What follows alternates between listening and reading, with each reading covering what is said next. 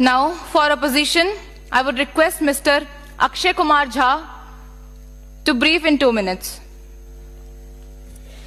Thank you speaker ma'am. 2047 के विकसित भारत की परिकल्पना करते हुए हम पश्चिमी द्वार से बाहर निकल रहे थे, तभी पूर्वी द्वार में डॉक्टर एपीजे अब्दुल कलाम ने कहा कि अरे मेरे विकसित भारत 2020 की परिकल्पना को तो एनालिसिस करते जाओ। माननीय महोदय, मैं कहना चाहूंगा कि 2047 में विकसित भारत बाद में बना लीजिएगा, पहले एपीजे अब्दुल कलाम के सपनों का 2020 का भारत कहां गया उसको तो एक बार एनालिसिस कर लीजिए। और मैं मानता हूं कि उसके एनालिसिस के पश्चात जो आपके पास जो रिजल्ट आएगा, जो परिणाम आएगा, वो 2047 के विकसित भारत की परिकल्पना को पूर्ण करने में कहीं ना कहीं बेहतर साबित होगा। मैं उस क्षेत्र से आता हूं जो बिहार को 2 भाग में बांटती है, एक नॉर्थ बिहार, एक साउथ बिहार।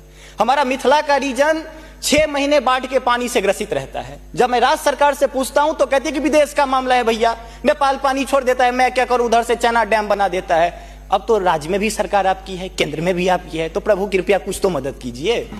दूसरी बात, कोसी का संसद में कह दिया गया कि ड्रेस कोड ये होना चाहिए। अरे मैं बाढ़ के उस इलाके से आता हूं जहां आधा धोती पहन के संसद तक आना पड़ता है, न सड़क है न कुछ है, तो कैसे आऊंगा।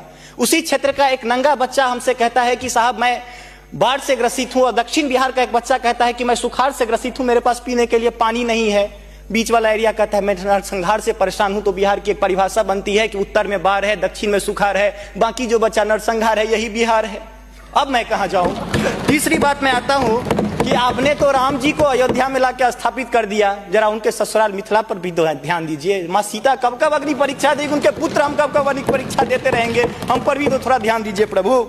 बाढ़ का पानी जब हमारे बिहार से निकलता है तो लगे लगे बंगाल चला जाता है, और जो भी हमारे पास रोजी रोटी रहती है खत्म हो जाती है। तो मेरी पत्नी भी कहती है कि लागल लागल सजन धक्का सलम कलकत्ता चलिए। अब कितना आगे आते हैं, और पर्यटन की पर्याप्त संभावना है। एक बार आप कृपा करके देखिए, पर्यटन मंत्री बैठे हुए हैं, अब ताजमहल मुमताज महल की याद में बना, आपने उसको 7वां अजूबा में शामिल कर दिया। अरे हमारे यहाँ गया में दशरथ मांझी छेनी लेके पूरा पहाड़ तोड़ दिए, इससे बड़ी और क्या बात हो सकती है। उसको पर्यटन के लिए रखिए।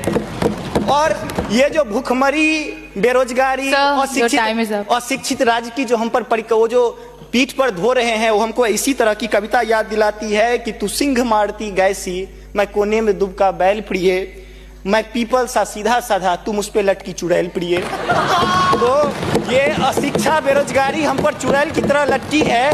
तो there is politics behind every politics. स्नातकोत्तर राजनीति विज्ञान में पढ़ाई होती है, उसको छोड़ के जरा राज्य और केंद्र में अब सामंजस्य स्थापित करके कृपा कीजिएगा प्रभु। बहुत बहुत धन्यवाद।